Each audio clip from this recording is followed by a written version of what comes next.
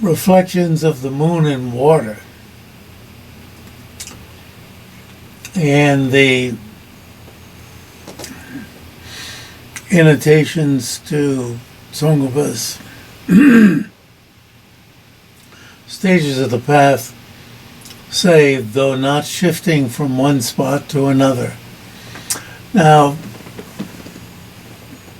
one experience of the reflection of the moon in water is that the one moon breaks into pieces, right? And another could be that the whole moon is here and it shifts over to there. It seems to be that the whole moon is over here and it shifts over there, right? If the wind is blowing more, it'll be over here and then it will shift over there. The moon really isn't. Oh, I see what it could mean. The moon is shifting from being up in the sky to appearing to be down here in the water. I see. Yeah.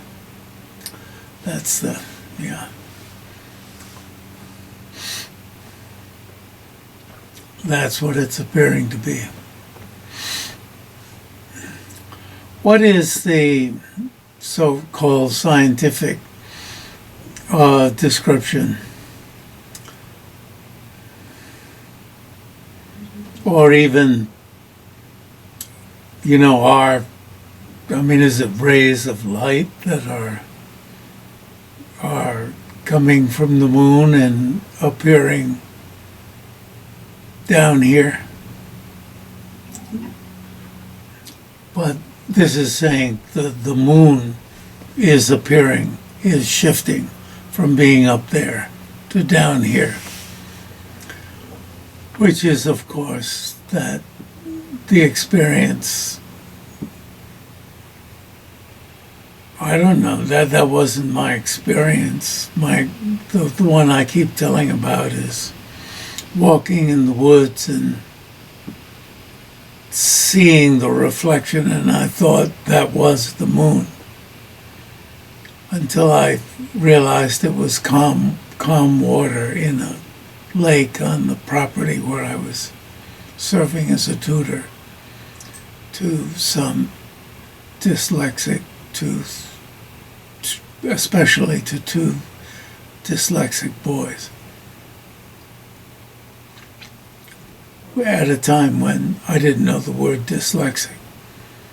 So I didn't have the sense that, these are going to be hard to treat, hard to help.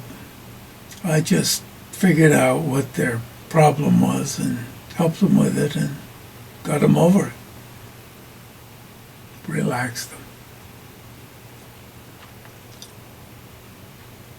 Told jokes, made them laugh. Calmed them down. Asked them, gently, what letters are you seeing? Does it look like, how does it look? Point with my fingers. Does it look like this, or how does it look? Draw it with your finger. They say, it looks like that. No, what, does it really? Does it look? How does it look? Yeah. With a friendly voice. But when I started teaching Tibetan in the university, I used a gruff voice. Say, your problem is you don't like to admit mistakes. Admit your mistake.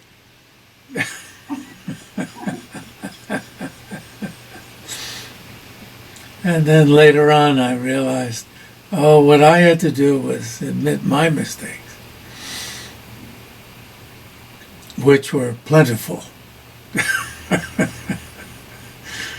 And say, what a jerk I am.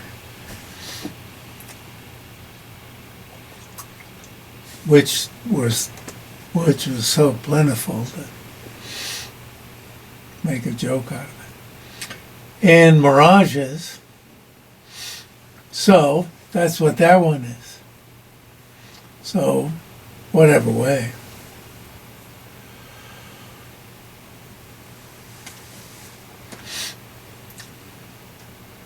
That one's a little bit difficult to use, isn't it?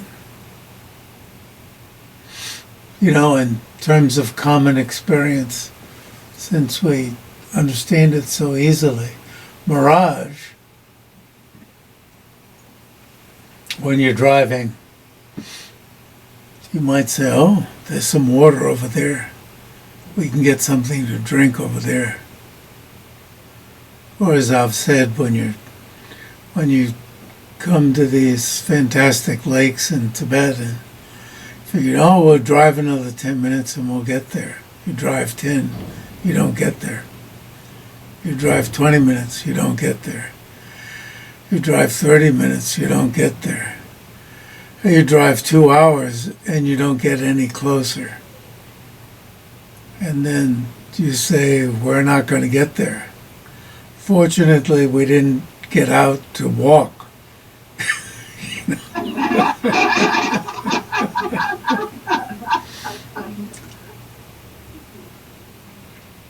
Right? Mirage. So, appearing to be inherently existent objects of use. What kind of objects of use? Something beautiful to look at. Or you might think, oh, we're here in Tibet. At least when I first went, 1986, you'd think, oh, we could drink that. Object of use, right? Object of use. And I would be the inherently existent user, or more grossly, the substantially existent user of that water. Oh, that's going to feel good. I'm going to feel so good drinking that water. Or even, I wonder if it's going to be really clean and, it'll be some of that really nice Tibetan water, and I wonder if I'm going to feel really good. You'd at least wonder. But probably I wouldn't have any question. Or I wonder if the animals will have been shitting in that water. And I won't be feeling so good. Or I'll miss out feeling my wonderful self. Right?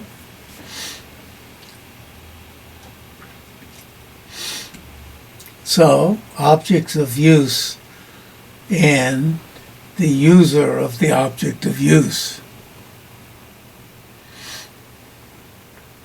That just flashed to mind in my, childhood kitchen. There was a high seat, the counter, and you'd sit on that seat and eat something. Well, I'd get up on the high seat, not the high chair, it was just the seat anyone would use, and then stand on the counter. And once I stood on the counter, I was 5 years old, I could reach up to the high shelf where my mother hid the chocolate cookies.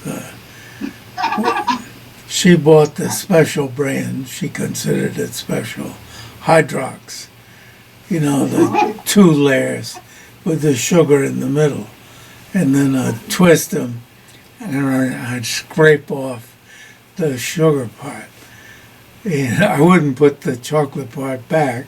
Then I'd put the 2 back together and eat the chocolate. And I'd be up there enjoying that when she came in the kitchen. And of course she wouldn't yell and scream, which was, her yell and scream mode was a few years later. I'd probably fall off the counter. Anyway, so I was the user, the substantially existent user of the substantially existent object of use, right?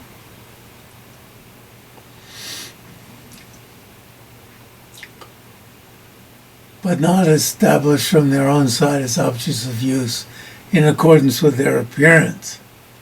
They're up there on top. She figured we wouldn't be able to get at them, but of course, you know where the stuff is hidden. When you get a little bit older, your friends figure out where the bullets are to the parent's pistol, the father's pistol, and your friend would take you in the richer part of town to put the bullets in the gun and go play with the gun with the bullets in it.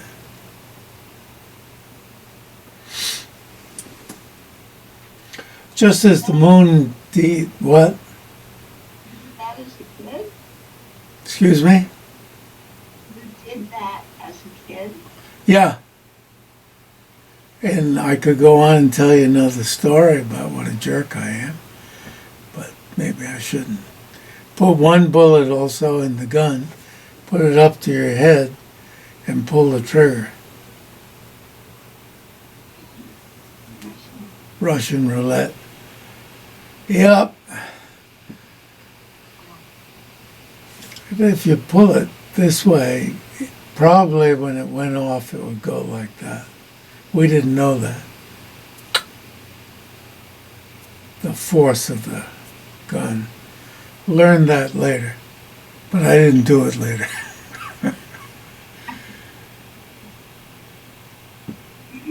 Kids know, my family didn't have guns. Otherwise we would have known where they were. Just as the moon indeed does not shift from the sky. This is Sūtra. You have to read Sūtra slowly. But how would you know what the Sūtra meant unless you had a commentary like this, right? Inherently existent objects of use, substantially existent objects of use. It's so helpful. Just as the moon indeed does not shift from the sky and enter into the water, but a reflection like the moon appears in water. That's not so difficult, that one. So although when a human dies in this world, that very human, the commentary almost makes it worse. Himself or herself or himself, does not in the least transmigrate and go to another world. That's very hard to figure out what this means. It makes it like a Zen koan. Because if you're someone who remembered, like me in my crib or later in my bed, or later, But anyway, here I am. Does not in the least transmigrate and go to another world. Well, I didn't think here I am in the United States. I didn't know the United States. I didn't know America. But here I am. That is the place of rebirth. But it says in the least. Some people read this and say, well, nothing goes. It's all impermanent. It's all momentary.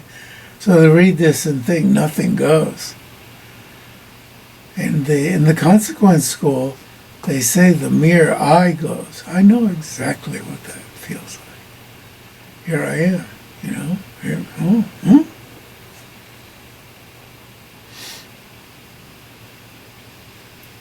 It said when the Buddha speaks of being in this life or this lifetime and then in another lifetime, Buddha doesn't say, I of the last lifetime, I, a certain Buddha, was born in another lifetime. So when it says nothing transmigrates and goes to another world,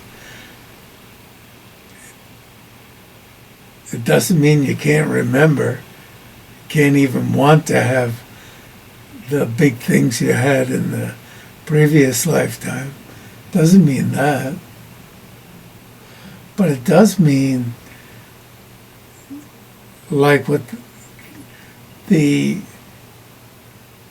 person is qualified by all the qualities of the last lifetime, that one doesn't transmigrate. But knowledge and so forth, this one's very difficult to read. But a lot of people,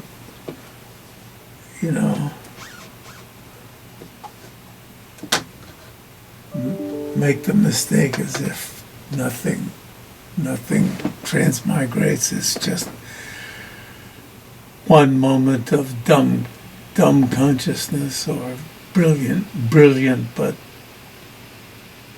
unqualified by anything transmigrates.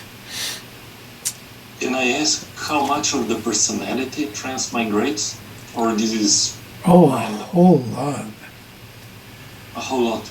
Yeah, but also you end up in situations where it's as if you're just overwhelmed by the senses, and it's almost as if nothing's there. And then suddenly it's back. Suddenly it's back.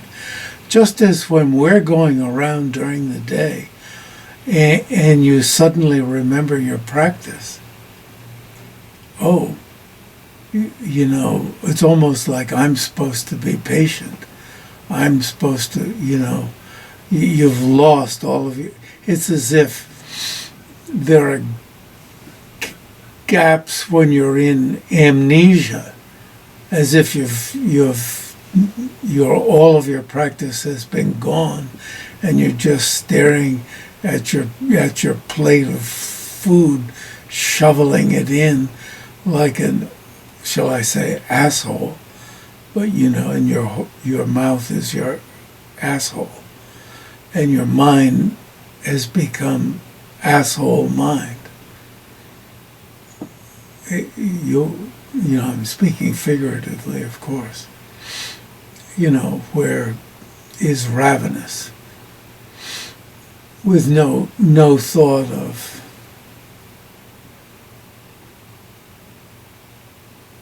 no perspective. Yes. Suppose Antonio had an interesting email about entails a shift. The dawning of phenomena as illusion-like entails a shift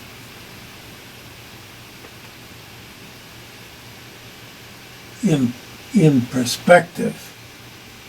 That perspective is lost. Whereas the shimmering of ephemeral appearance is a shift in perception. And I said, he made a very good point in an email, that the shift in perception with the ephemeral appearance, your perception has been affected, and maybe also a shift in perspective, in other words, from the side of the consciousness. But definitely what's needed is a change in perspective. Now, I've lost where I started from. Where did I start from? Why was I wanting to talk about that? Remind me. I get overwhelmed by things I shift to. Which... Having amnesia, your dharma yes, and shoveling food. Yes, where I am, I fall into amnesia. It's like getting wrapped up in a movie, right? And we who are dumb enough to want to be wrapped up in a movie and lose, right? Lose the problems of the day by being wrapped up in a movie. And something's going on around us, and suddenly it's like, this is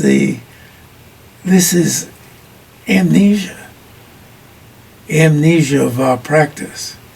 And then suddenly the effects of our practice are back,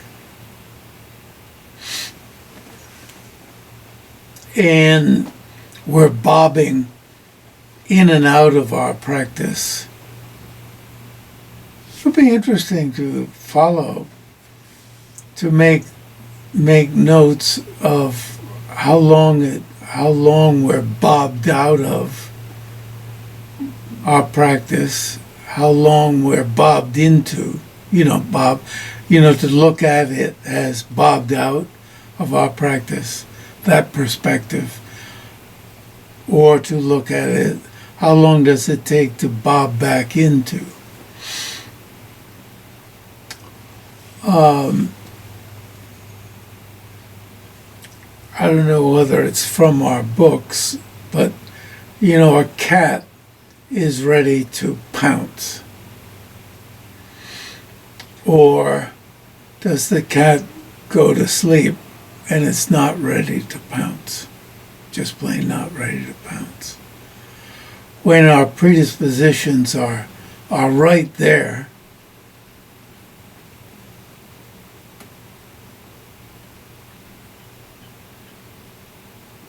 and affecting how we're living, or when they've gone to sleep. Maybe that's why the one Tibetan word is pakla nyel, sleeping in pak.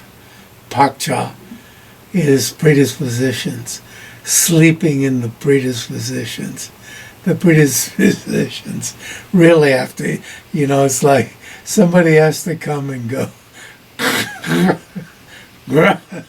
really wake you from the sleep.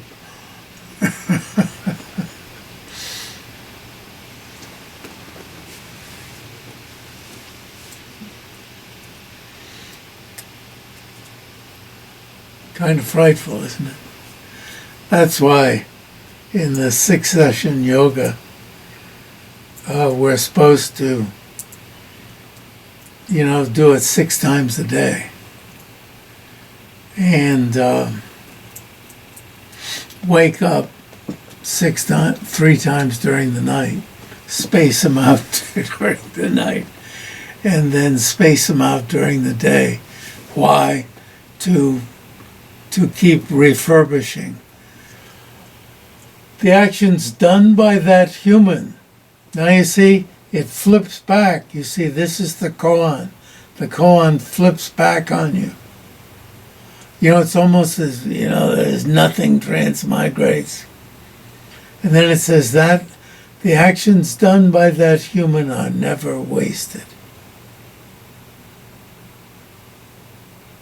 There's the deed done. That's karma, deed done. It's deed done, and it's the predisposition that's deposited in the mind. No action is ever wasted. Wasted. It's there. You put it in, you can't waste it.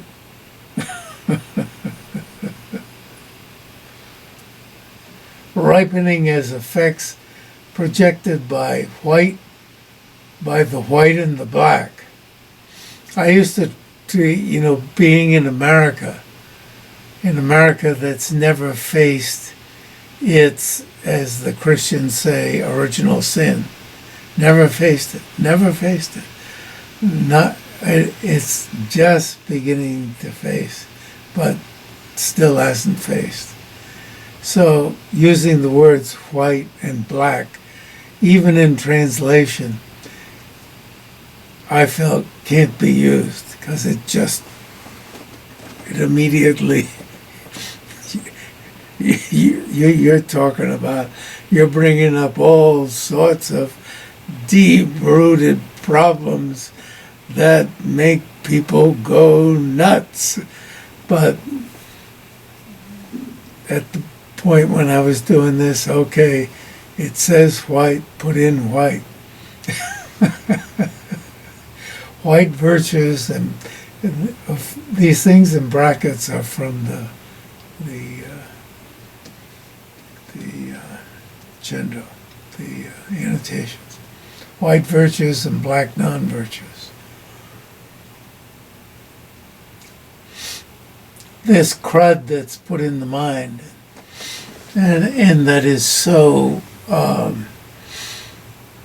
forcefully dealt with in the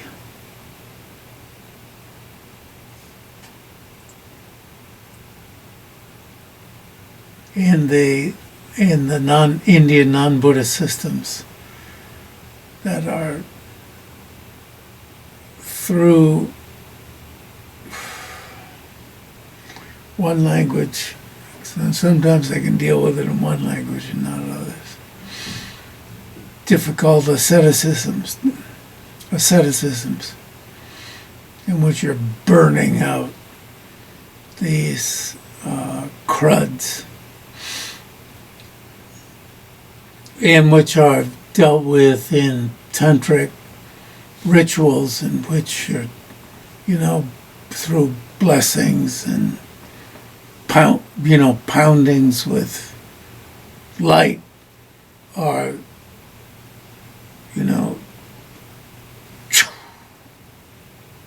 hit. These black cruds are dealt with light. And you have to imagine it. And as His Holiness says, the person conducting the ritual and the person who is receiving these, we have to both have to imagine it. Both. If the two don't imagine it, it's not going to work.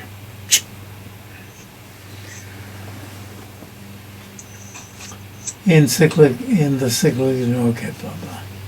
cyclic existence of the six transmigrations. Persons so, when sought, this word is so. It's not analyze, it's sought with reasoning, analyzing suchness. Persons who are born and transmigrate and so forth, able to withstand analysis, are not found. This has to be experienced. It's not metaphor. Not even a particle. You could translate it as speck, or not even a bit, but it's the same word as particle. The smallest particle is found. You see, it's a substantial word. Nevertheless, phenomena give rise to white and black effects within being illusory-like. This is, I think I keep saying I keep saying the wrong text.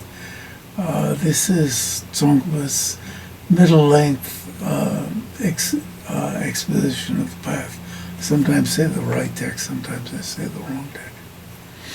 In other words, I had to find the text today in order to put the Tibetan in. Nevertheless, phenomena give rise to white and black effects within being illusory-like, within being illusion-like. You need to form understanding of such statements. You need to form understanding. Form. Cha. Probably is the word cha. Understanding needs to form, like ice forming, not ice forming, something gelling. It has to gel, it has to come together. It doesn't just pop up. It might just pop up at some point.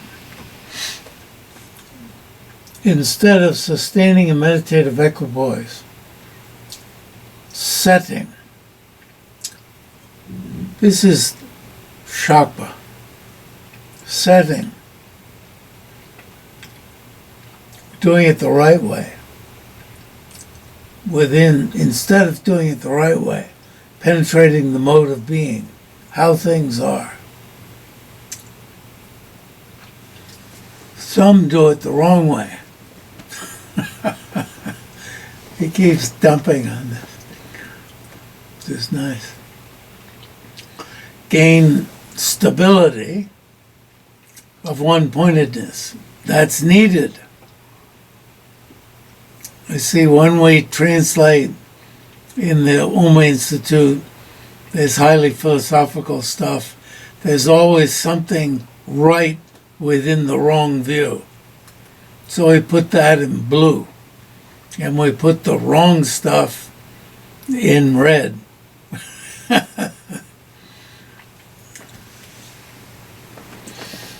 But it says mere. But the one-pointedness one needs, no question, in which the mind does not conceive anything. Sort of a duh state.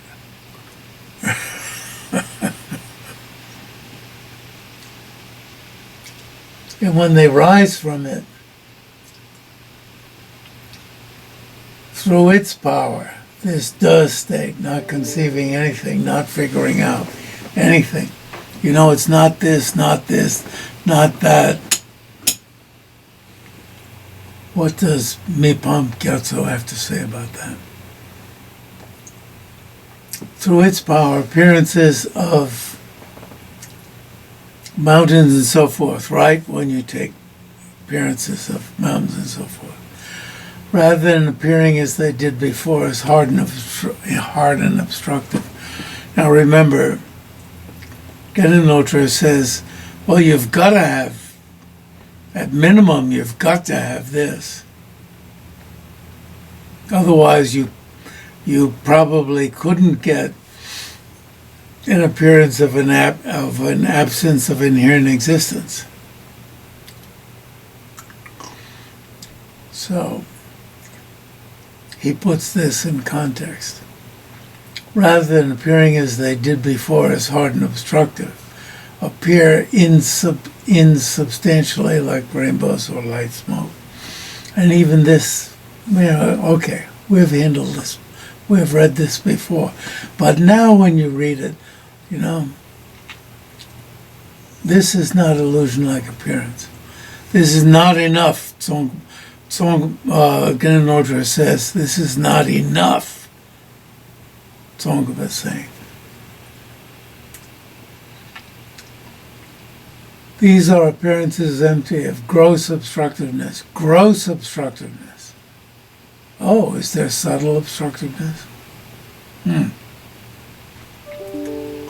And those appearances, what's happening? Are we getting? Oh, we can close down this.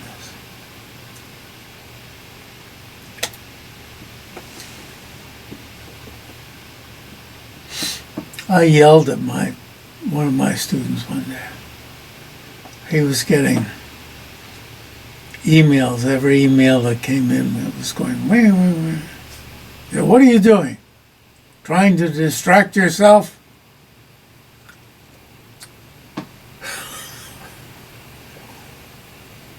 You see, that was my gruff face.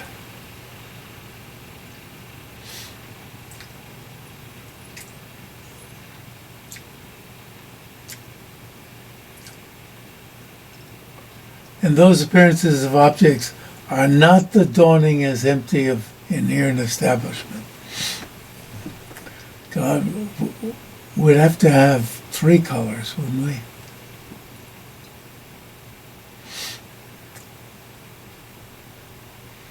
And because the non-existence of obstructive hardness is not at all fit to be the meaning of the emptiness, that is, the absence of inherent existence. Okay.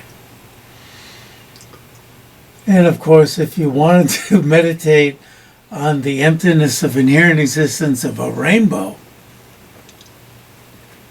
you know, I've told the story of coming down the mountain from meeting with His Holiness and seeing a rainbow between, you know, in a valley, small valley between the crevice between two mountains, and being so impressed. You know, I should have reflected on the emptiness of the rainbow, you see.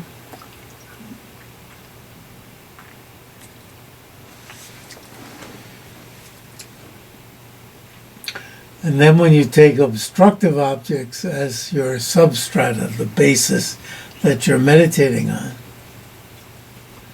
you couldn't generate a consciousness realizing the absence of inherent existence. Why? Because you're taking obstructiveness as your object of negation. Duh. If that's all you're satisfied with. And again, Lotra might add, so don't be satisfied with meditating on some sort of lightness of being. You know, that movie, The Unbearable Lightness of Being, and I don't remember much about the movie now, but I was enthralled with the title, The Unbearable Lightness of Being. Seeing everything as illusion-like. Must be something like the unbearable lightness of being. So maybe I was taking the object of negation to be the heaviness of inherent existence. Not enough.